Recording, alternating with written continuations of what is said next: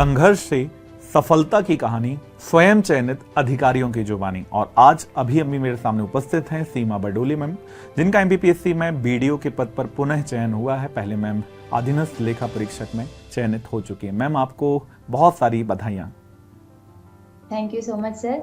आप बड़वानी से आती हैं, फिर से आपका लगातार निरंतर चयन हुआ, इसके लिए पूरा उत्कर्ष परिवार की ओर से पुनः आपको बहुत सारी फिर से शुभकामनाएं। जब आपका रिजल्ट आया तो सबसे पहले कॉल आपने किसको किया? सर, सबसे पहले कॉल मैंने मेरे पिताजी को किया और उनको बताया कि मैं बीडीओ के पद पर सेलेक्ट हुई हूँ। तो बहुत खुश हुए वो, और मेरी मम्मी और सारे जो फैमिली मेंबर्स है वो बहुत खुश हुए। इस बार मैं बीडीओ की पोस्ट पे सिलेक्ट हुई। जी, जब आप तैयारी कर रहे थे, आपका चूंकि निरंतर चयन हो रहा है, इसलिए मैं आपसे ये प्रश्न करूंगा कि प्रीलिम्स जो सबसे पहली चरण माना जाता है, इस प्रीलिम्स को निकालने का आप मूल मंत्र क्या मानती हैं, जिसके माध्यम से आपने हर बार सफलता को अर्जित किया है? सर, इसके लिए कुछ स्टेप्स या कुछ जरूरी सबसे मेन जो काम रहते हैं वो हमें ये करने चाहिए कि सबसे पहले हम सिलेबस के हिसाब से पढ़ें और एक ऑथेंटिक नोट्स या बुक हम सेलेक्ट कर लें और उसी को बार बार रिवाइज करें। क्योंकि अलग अलग चीजें पढ़ने से बेहतर है कि हम एक को पढ़ें और उसको कंठस्थ कर लें। और प्रीलिम्स के लिए जरूरी है कि पहले आप टेस्ट लगाएं और ये देखिए कि आपकी तैयारी कितनी है।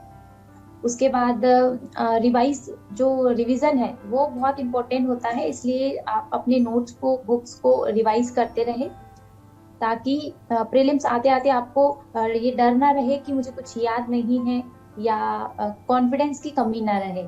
इसलिए सबसे इम्पोर्टेंट चीज है कि आप सिलेबस के हिसाब से पढ़ें और उसको बार बार रिवाइज करें। क्या पीवाईक्यूज और एमसीक्यूज ने आपकी सफलता में भागीदारी रखी है? हाँ सर, बहुत बड़ा योगदान रहा है उनका भी, क्योंकि प्रीवियस ईयर के जो क्वेश्चंस रहते हैं उनको हम पढ़ने के बाद ये अनुमान लगा सकते हैं कि हाँ क्वेश्चंस कहाँ से आने हैं या हम और किस तरीके से हमारी तैयारी को बेहतर कर सकते हैं। तो आप प्रीवियस ईयर क्वेश्चंस भी लगाते रहें। मैं बच्चों को यही कहना चाहूँगी कि पीवाईक्यूज को देखते रहे, बार बार उनकी प्रैक्टिस करें ताकि फैक्ट याद रहे और हम ये अनुमान लगाएं कि कहाँ से क्वेश्चंस आने की संभावना है। बिल्कुल सही। प्रीलिम्स तो हो गया पहला चरण। दूसरा चरण है मुख्य परीक्षा, और मुख्य परीक्षा में जो सिलेबस है वो बहुत वास्ट नजर आता है। इस बड़े सिलेबस को ऐसा कैसे तरकीब से पढ़ें कि अंतिम समय में जब मुख्य परीक्षा लिख रहे हों तब आपको जितनी भी चीजें पढ़ी हैं आपको कंठस्थ रहे और आप अच्छे से अच्छा प्रदर्शन अपनी कॉपी में कर सकें? जी सर, मेंस में सिलेबस बहुत वास्ट होता है, लेकिन हम शुरुआत में जो पढ़ते हैं उसका एक शॉर्ट नोट्स बना ले पहले, और उसके बाद हम डिसाइड कर ले कि किस किस सब्जेक्ट का हम नोट्स बना सकते हैं। और जो आखिरी के 6 दिन, मतलब जो हमारे एग्जाम के जो 6 दिन होते हैं उसमें हम क्या क्या कर सकते हैं। तो सबसे पहले तो सिलेबस को अच्छे से पढ़ ले, उसके बाद एक शॉर्ट नोट्स बना ले। जिस भी सब्जेक्ट के शॉर्ट नोट्स बन सकते हैं, जैसे सर मैं अपना बताऊं तो मैंने सारे सब्जेक्ट के शॉर्ट नोट्स नहीं बनाए, जैसे कुछ कुछ सब्जेक्ट जो मुझे ऐसा लगा कि हाँ बनाना चाहिए उनके शॉर्ट नोट्स बनाए। तो मेन चीज़ तो यही है कि पढ़ने के बाद आप शॉर्ट नोट्स बनाएं, उसके बाद उसका रिवीजन करते रहें और आंसर राइटिंग पे बहुत ध्यान देना है। बार बार आंसर राइटिंग करते रहे और टेस्ट सीरीज देनी चाहिए। टेस्ट सीरीज में हम जितना टेस्ट लगाएंगे उतना हमारी तैयारी इम्प्रूव होती है और तैयारी बेहतर होती है, हमारी जो मिस्टेक्स हैं वो दूर होती हैं। इसलिए टेस्ट सीरीज बहुत जरूरी है। बिल्कुल। क्या जो आप जब मेंस में आप जब आंसर लिखती थी तो क्या आपने जो करंट के समकालीन जो घटनाएं होती हैं, क्या उन घटनाओं को भी आपने उसमें शामिल किया था? हाँ सर, मैं नेशनल न्यूज़पेपर और जो इंटरनेशनल है उन चीज़ों को भी मैं पढ़ के अपने आंसर में इनपुट करती थी ताकि मेरा आंसर और बेहतर लगे। क्योंकि कंटेंट तो सबका सेम होता है, सभी नोट्स का, सभी बुक्स का, पर हम अपने से खुद से न्यूज़पेपर में जो चीज़ें आती है उनको शामिल करके बेहतर आंसर तैयार कर सकते हैं। जब कोई विद्यार्थी तैयारी की शुरुआत में हो, बिल्कुल प्रारंभिक अवस्था में दिख रहा हो, तो क्या प्रारंभिक अवस्था में ऐसी कौन कौन सी चीजें विद्यार्थी गलत करते हैं जिन्हें गलत नहीं करना चाहिए? सर, जैसे कि कोई शुरुआत से तैयारी कर रहा है या शुरू से जिसने स्टार्ट किया है कि हाँ अब तैयारी करनी है, तो सबसे पहले उनको मेंस पढ़ लेना चाहिए। क्योंकि मेंस में जब हम मेंस को पढ़ते हैं तो लगभग 60 से 70% प्रीलिम्स का कवर हो जाता है। तो हम ये गलती ना करें कि पहले प्रीलिम्स पढ़ेंगे उसके बाद हम मेंस पढ़े। इससे सबसे अच्छा तरीका ये है कि पहले हम मेंस को पढ़े, मेंस कवर कर ले, उसके बाद प्रीलिम्स पढ़े। जो प्रीलिम्स होता है हमारा, उसके 2-3 महीने पहले हम यदि प्रीलिम्स पढ़ते हैं तो प्रीलिम्स भी कवर हो जाएगा। और यदि मैं आपसे ये कहूं कि सोशल मीडिया जो आज की बहुत इंपॉर्टेंट है, क्या आपने सोशल मीडिया से दूरी रखी या सोशल मीडिया का नियंत्रित उपयोग करते हुए फिर आपने ये सफलता पाई है? सर, इसको हम 2 तरीके से देख सकते हैं। एक तो सोशल मीडिया जो है वो उपयोगी भी है और वो हमारी पढ़ाई में डिस्टरबेंस भी करता है।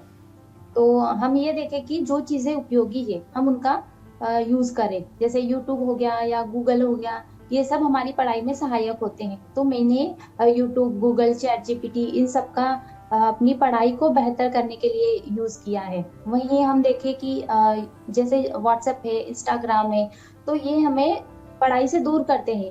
जैसे हम रील्स देखते रहते हैं तो हम जी। खुद भी डिस्टर्ब होते हैं, हमारी पढ़ाई डिस्टर्ब होती है।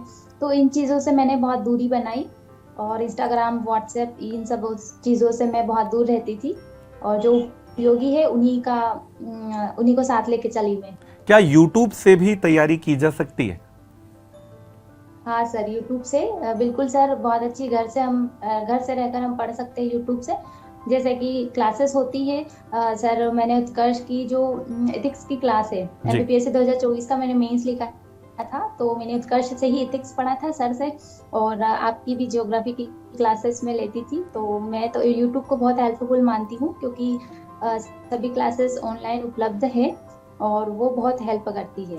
बिल्कुल। आप एक महिला हैं और क्या कभी कोई एक ऐसा समय आया कि किसी ने आपसे कहा हो आप तो गर्ल्स हो, आप तो कर ही नहीं सकती? हाँ सर, कई बार ऐसा लगा और ऐसा कुछ लोगों ने बोला भी कि आपसे नहीं हो पाएगा, क्योंकि 2 अटेम्प्ट हो चुके थे मेरे, सिलेक्शन नहीं हुआ था। लेकिन फिर भी मैंने उन चीज़ों को ध्यान में नहीं रखा। मैंने उन लोगों की बातों को नेगेटिव वे में नहीं लिया, मैंने पॉजिटिव वे में लिया कि ये लोग ऐसा बोलते हैं तो मैं एक दिन करके दिखाऊंगी। मैं महिला हूँ तो क्या हुआ, मैं करके दिखाऊंगी। और मैं अपनी बिल्कुल, ये तैयारी परिणाम पूरी है की। और कि आप यहाँ पर आपने उनका उत्तर नहीं दिया, आपके रिजल्ट ने उनके मुंह को बंद कर दिया है। जी सर। आने वाले विद्यार्थी जो अधिकारी बनकर आपके जैसे मध्य प्रदेश लोक सेवा आयोग में आभूषण बनेंगे, उनके लिए प्रीलिम्स के लिए क्या टिप्स देना चाहेंगी? प्रीलिम्स के लिए मैं यही कहना चाहूंगी सर कि अभी बहुत कम टाइम बचा है। तो आपने जो पहले पढ़ लिया है उसका रिवीजन करते रहे और टेस्ट लगाते रहे, ताकि आपको फैक्ट याद होते रहें। और बस आत्मविश्वास रखें कि आप ज़रूर सफलता प्राप्त करेंगे प्रीलिम्स में, और बढ़िया तरीके से रिवीजन करते रहें।